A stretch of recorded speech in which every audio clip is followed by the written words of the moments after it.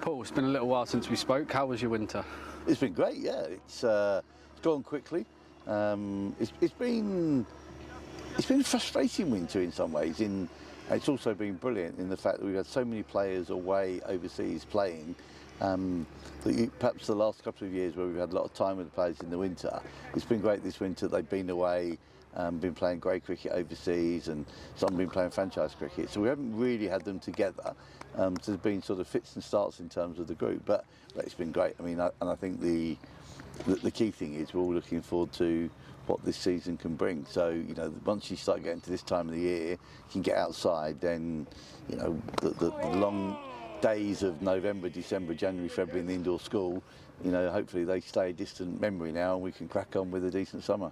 And it was obviously a great season last year to win Division 2, a step up in quality this year. What are your expectations for the team? What have you said to the players about what you expect from them this season? Well, we had our first team squad meeting this morning, and the thing that I talked to them about was that a lot of people have talked to me about survival surely has got to be your goal for this year, and it's not, absolutely not. It's not about survival, it's about winning Division 1, and there's, obviously there's some high quality teams in Division 1, there'd be some perceived bigger clubs and bigger teams in Division 1, but there's no point us turning up to play in Division 1 if we're not excited by it. We haven't got promoted to Division 1 to just make up the numbers or just say we had a season in it before we go back to Division 2. We've joined Division 1 because we want to play against the best teams consistently, play against the best players, and play at the big venues, and that's what we've got an opportunity to do this year. So, I said to the players today, if this first month of the season doesn't excite you, when you think that you've got two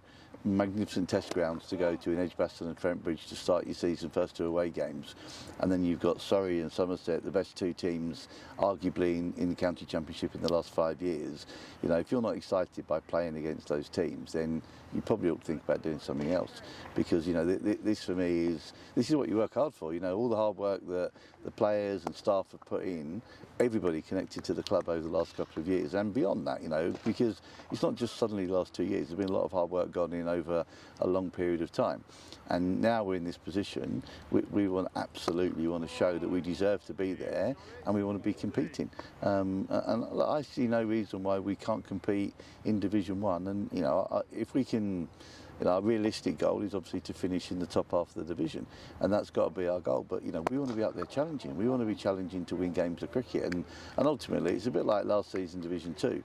Our goal was to go into the last day of every game with a chance of winning it, and if you give yourself that chance, you give yourself a chance of doing well. Then at the end of the season, the league table tells you where you deserve to finish up. So I'm not going to make any poll predictions and say we are going to win Division 1, we're going to be the county champions. What I will say is our goal has to be to try and win the first division. That's what you're in it for, and there's no point turning up if you don't believe you've got a chance of winning it. And you've bolstered the squad recently with 3 rookie signings. What can you tell us about those 3 boys?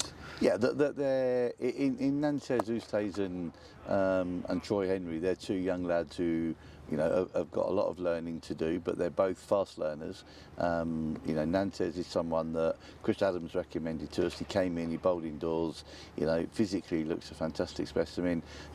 Outdoors on grass, he's backed that up, he gets good bounce. So that's a project for James Kirtley to keep working with.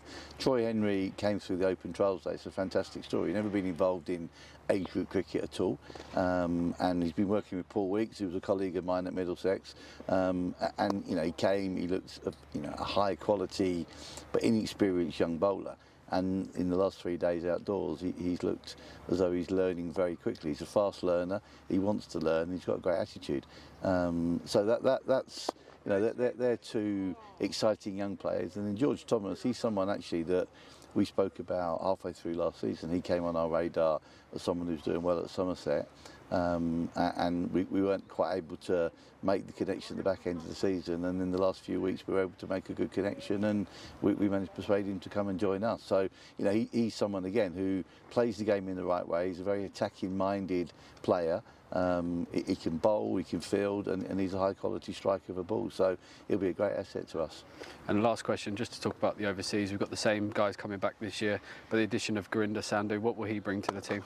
Yeah, Gurinder is someone who's used to bowling the Kookaburra ball, and the 4 games that he'll be here for are all with the Kookaburra ball. So we're very fortunate that a lot of our players are coming back year on year, which is brilliant. You know, we know that.